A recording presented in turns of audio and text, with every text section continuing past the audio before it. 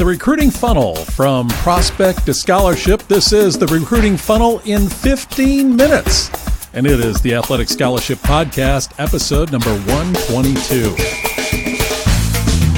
Welcome to a live video, Facebook Live, as we record this episode of the Athletic Scholarship Podcast. I'm Jon Fugler, Athletic Scholarship Coach. I'm an author, a speaker, the CEO of Recruit Me, and I love helping athletes and parents navigate this recruiting road all the way to an athletic scholarship. If you'd like more information, go to my website, recruitme.com. That's recruit-me.com, and check out, in fact, the new Recruit Me system. It's like Recruit Me 3.0, and you get that at recruitme.com/system. A couple weeks ago, finished up a 7-day series on the recruiting funnel from prospect to scholarship. And if you went back and listened to all those, you had about 2 hours worth of content. And I don't know if you have 2 hours to spend on that. It goes into detail. So what I thought I would do in this episode, as promised, I'm going to condense that into 15 minutes. Now, I haven't started the clock yet. The intro doesn't count. I'm going to get it down to 15 minutes. We're going to take you through all the phases of the recruiting funnel. First of all, let me say that a recruiting funnel is something that has been going on for a long time. You may not have noticed it. If you're an athlete, when you jump into that funnel, you're in the pool with a lot of other recruited athletes. There are thousands and thousands of athletes who want to get athletic scholarships. When you jump into that funnel, there's a lot of you. And at the end of that funnel, only a select few get athletic scholarships, but more athletes than you might think. Compared to the number that jump in and get started in the process, few receive athletic scholarships. But I believe that every talented athlete who can compete at the next level can receive some sort of athletic scholarship. And you got to keep your eyes wide open. That's why we're going through the recruiting funnel to answer that question for you, to lead you through the process. I got an email just recently. It was really heartwarming because it came from Michael. I've been working with his daughter on their whole scholarship journey. She's pretty young. She, as a standout freshman athlete, Michael says, who is having trouble deciding on which sport to pursue in college, she decided. After a stellar season in outdoor track, she made her decision and chose track. So that would have been last spring. A few weeks ago, now in her sophomore year, we began reaching out to colleges using your athletic profile and introduction email templates. And he's got the Recruit Me system, and we're going to be talking about that as part of the funnel. We've received a lot of positive reactions, and especially from a handful of D1 programs who seem to be genuinely interested in her potential. Well, Michael, keep us updated. She's just at the beginning, and we're looking forward to hearing how that turns out, but you're on the right track. And we're going to be talking about those initial documents that Michael was referring to in the recruiting funnel. Again, if you need to contact me, it's Jon, Jon, at recruitme.com. Let's get into the recruiting funnel. Now we're going to start the 15 minutes. I got my watch here. And ready, set, go. The gun goes off, and let's hit the recruiting funnel in 15 minutes. I mentioned you got to realize there is a recruiting funnel. And the first thing you want to do in this funnel is get on the radar. That's the biggest problem that families are having, and athletes just getting on the radar to begin with. I mentioned in the podcast series that there's a family from Florida that they said that it's definitely essential for players and parents to realize that colleges don't know that most qualified players even exist.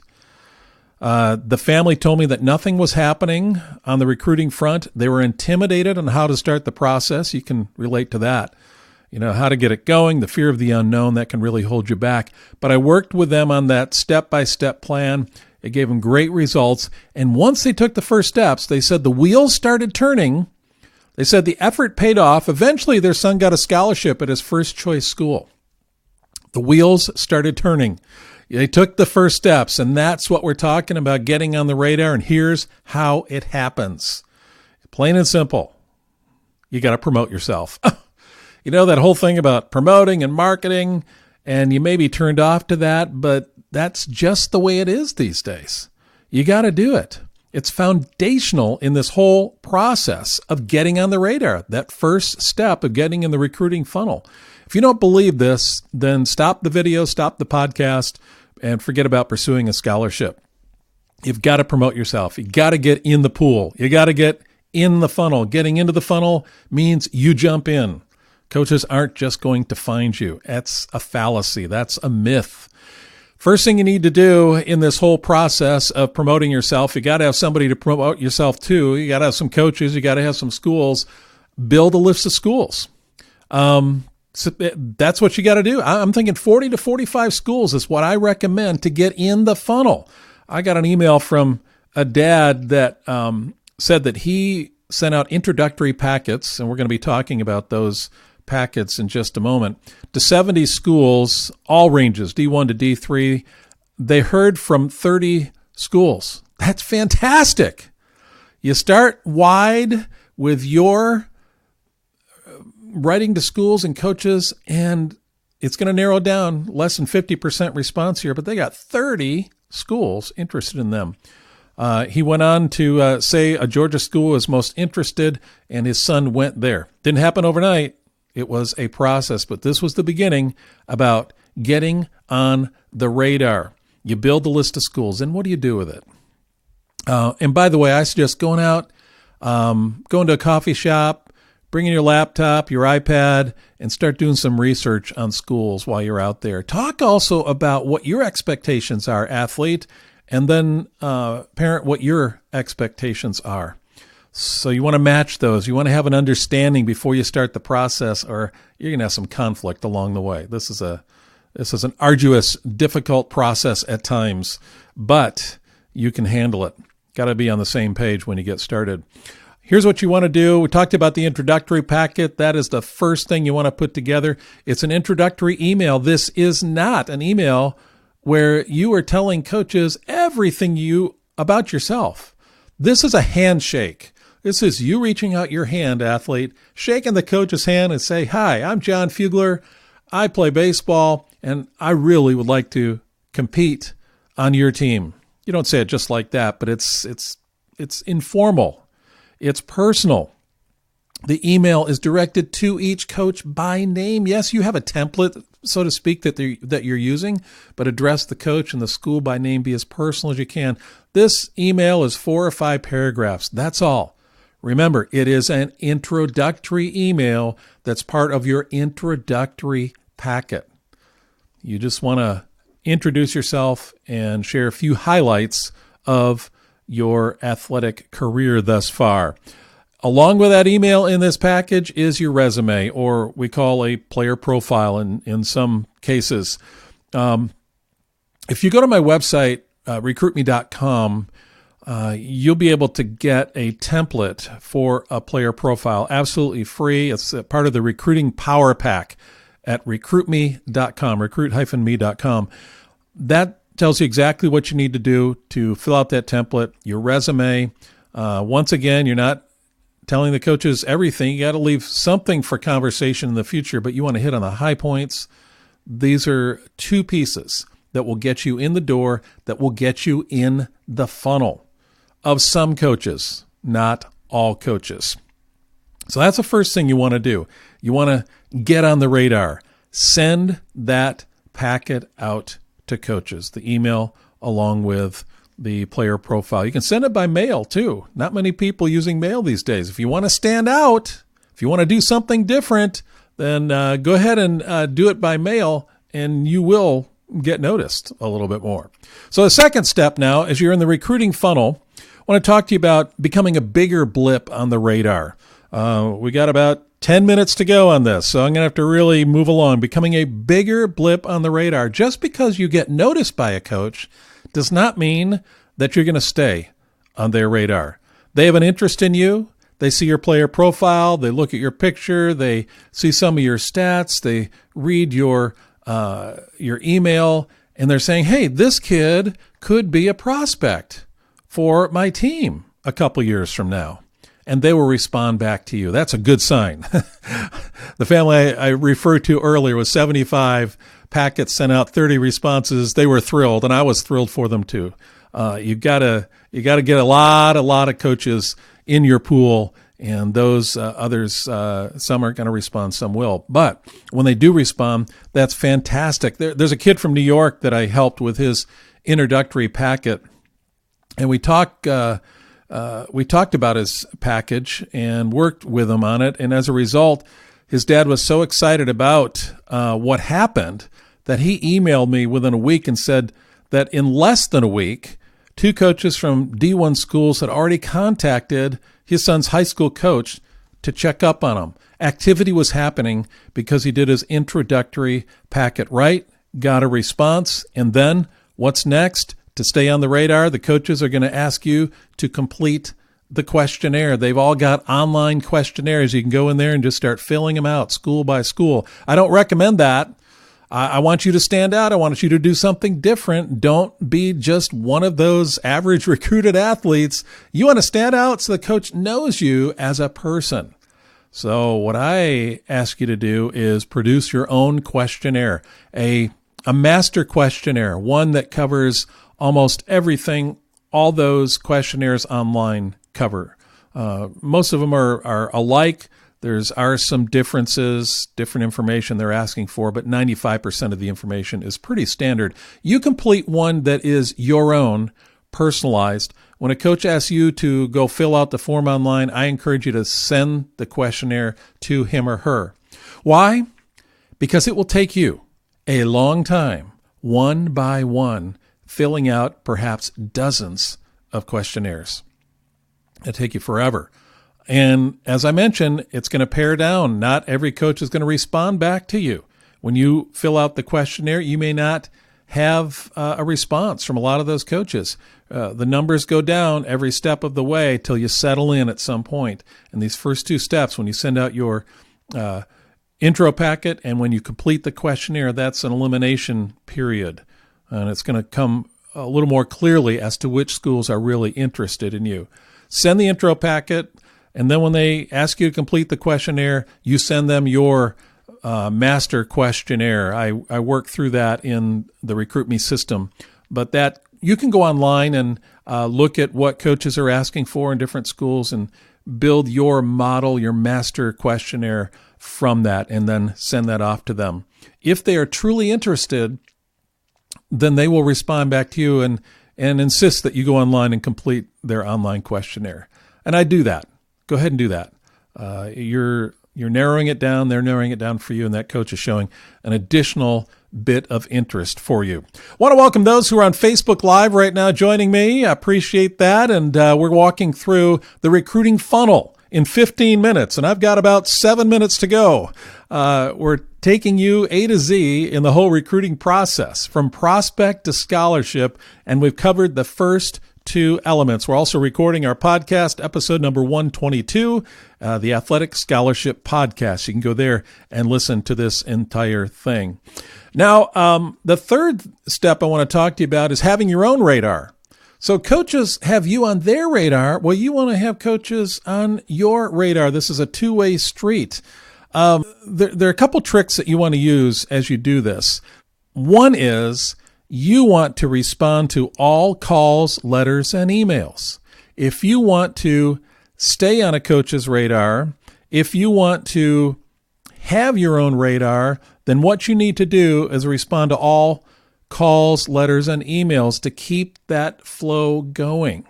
But the key to this, the key to having your own radar is keeping track of all the communications. So if you're responding to all the communications, you got a lot of things going back and forth, and it's tough to remember it all.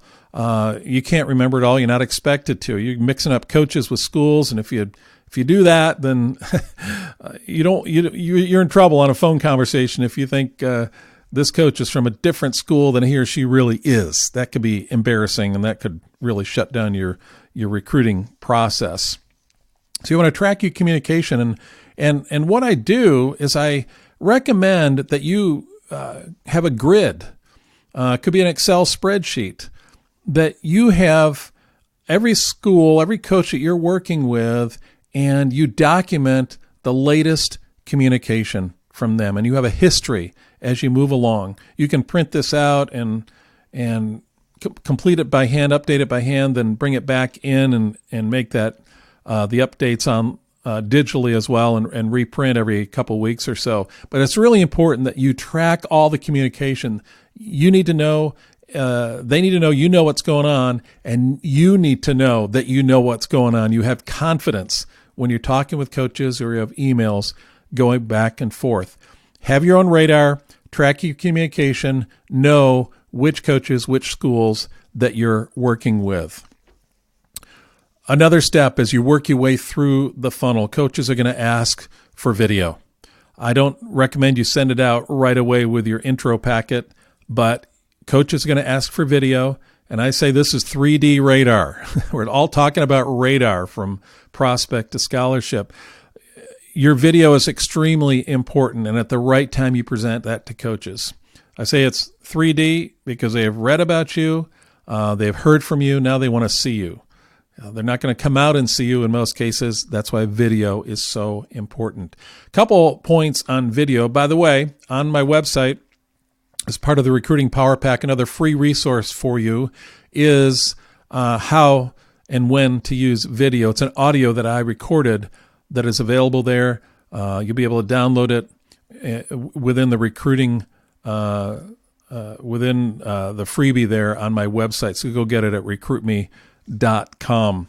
But couple quick notes about this. You don't have to hire out on this. You don't need to make this look like a slick production. The coaches see past that. They want to see you, athlete. They want to see a video that clearly represents your talents and your abilities. That is key above all. They're going to turn the volume down.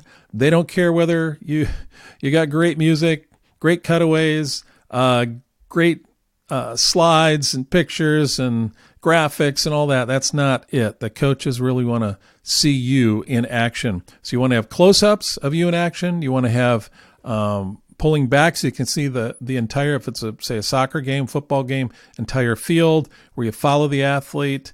The video follows the athlete. Go through it that way so the coach can see you compete in context. Of course, there are some sports where you're not going to be able to do that, individual sports, but that's an important thing. They want to see you close up, clearly. They want to see you in context, clearly, and they want to see you in game as if they were sitting there at your game or competition.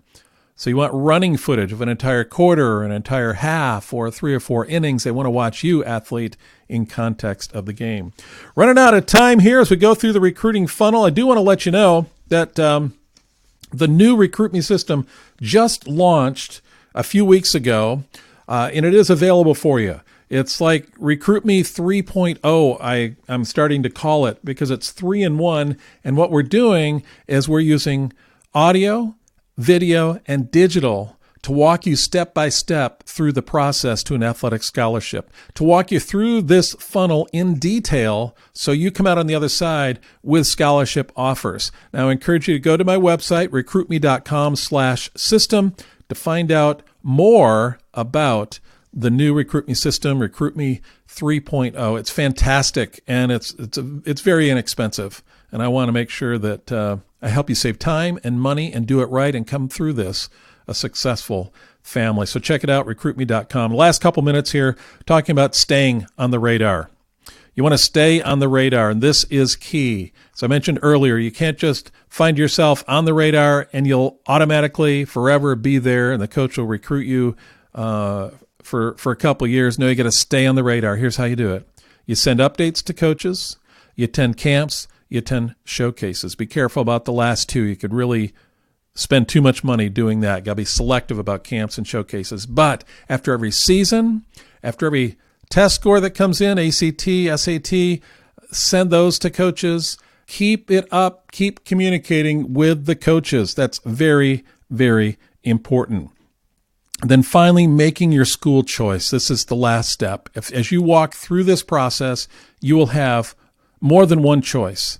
And it should come down to one that is the best fit for you, more than just athletically, but academically, college life, size of school, distance from home, all of that level of competition needs to be a good fit for you. You make your school choice. I recommend you put a scorecard together, what I've called a report card. I've got this in the Recruit Me system where you're taking every one of these schools and programs and you're evaluating it based on about 7 or 8 different factors. Financial is just part of it. And those are a couple of the factors, but there are other things included as you're working this out for the school that's the best fit.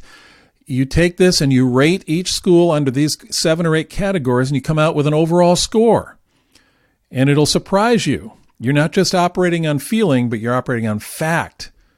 You got both of those elements in there, and you can see which are the front-running schools that you want to sign with. So that's the final school choice. I know we went quickly through this, 15 minutes, the recruiting funnel in 15 minutes. If you want more information, go to my website, recruitme.com/system, and you'll get it there. If you have a question for me, send it to me, Jon, Jon, at recruit-me.com. I'd love to be able to answer your questions as well. Hope this helps. Go back to past episodes of the podcast and episodes 114 through 120, and you will hear in detail about each of these pieces of the recruiting funnel. I know I went a little over 15 minutes, but it's better than sitting through 2 hours, isn't it? Short and to the point. This live Facebook Live will be on. I'll be having the recording on my Facebook page for a couple weeks as well, so you can go watch it there. Until then, we'll talk to you next week, and wishing you a happy Thanksgiving.